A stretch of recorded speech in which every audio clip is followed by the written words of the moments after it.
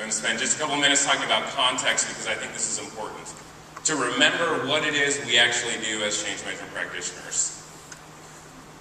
Another way I'd call this would be positioning change management without talking about change management.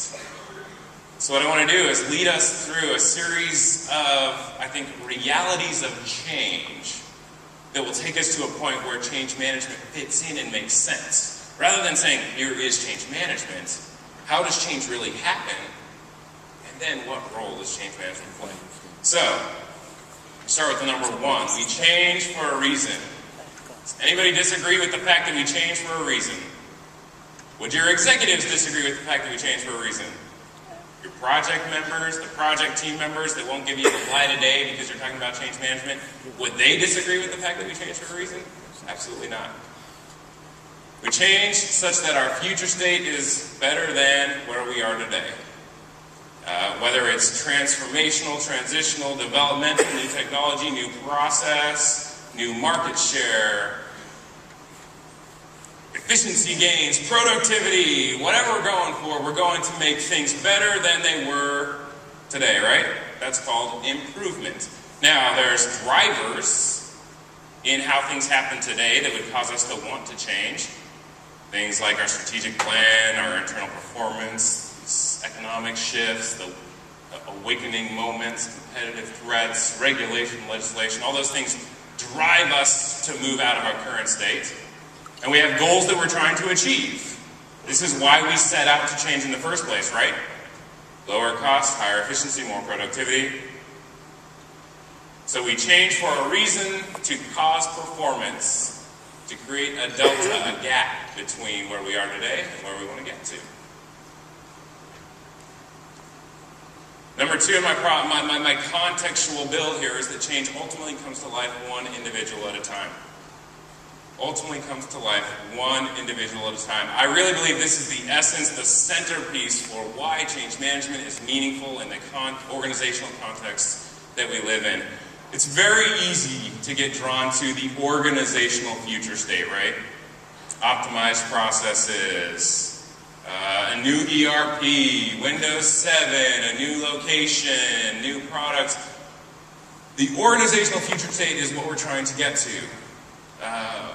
But I think many times project teams lose sight of the fact that that organizational future state is arrived at when individuals do their jobs differently.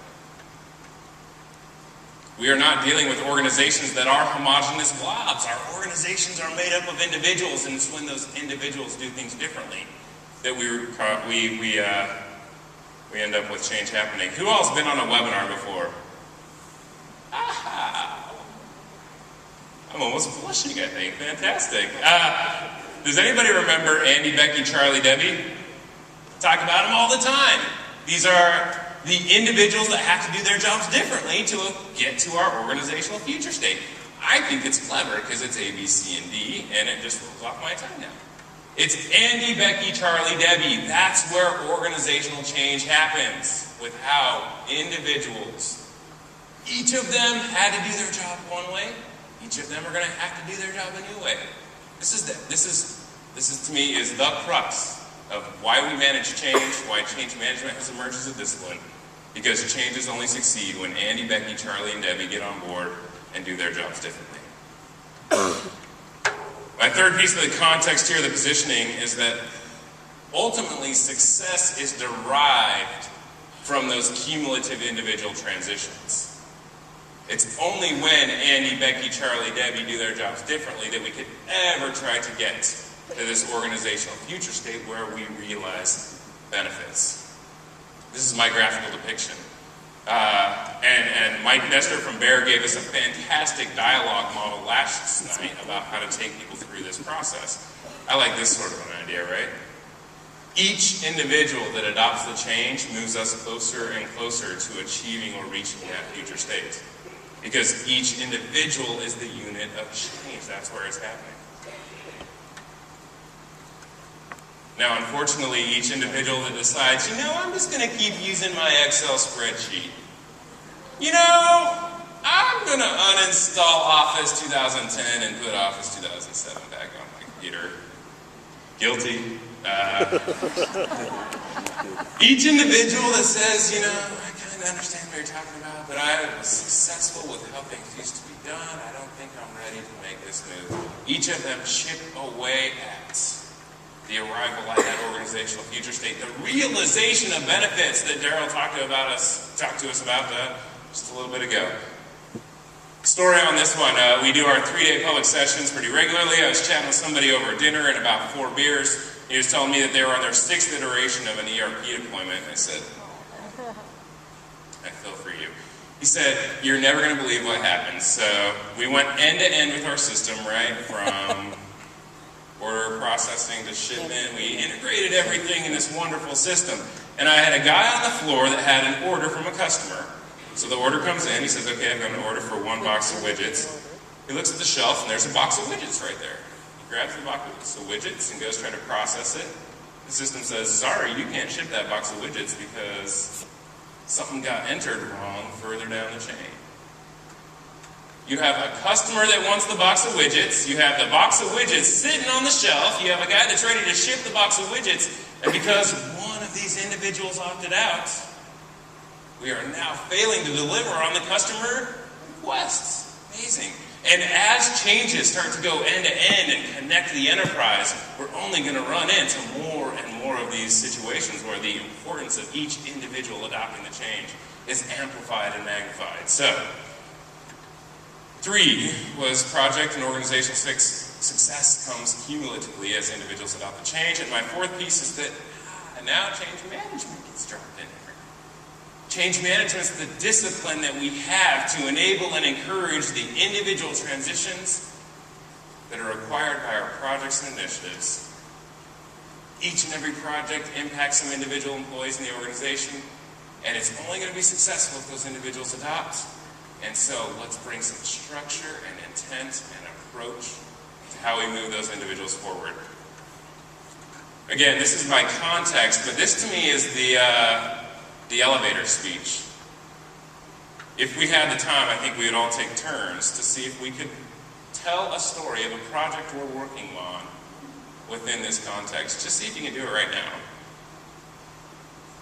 We are rolling out Project Acme because the market has shifted and we need to reduce costs in this particular part of the business.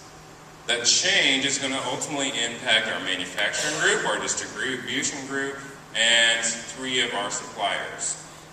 If our manufacturing group, our distribution group, and those 3 suppliers don't get on board, then we are not going to be able to drive down cost in this part of the business, and we are not going to remain competitive.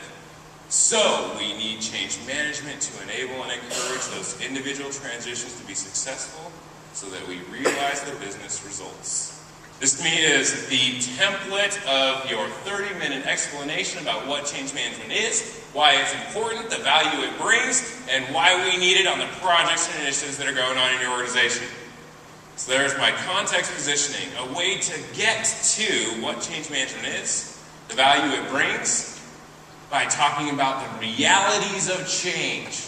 Not by starting with what change management is, but by starting with we change for a reason. Those changes have individual implications. Success comes from those individual transitions. Now we have context for change management. Now we start to get some clarity about what this discipline is all about. It's not enough to build amazing ships. I'm so glad that Daryl talked to us this morning about installation and realization, because those are concepts that I think are so powerful that he has developed over the last 15 years. The idea of building a beautiful ship with nobody on board delivers no value to the organization, right? Value comes through people adopting, embracing, utilizing the change. I actually, Jeff doesn't know this, I was about to quit Prosci last year and form a company called Solutions Without Results.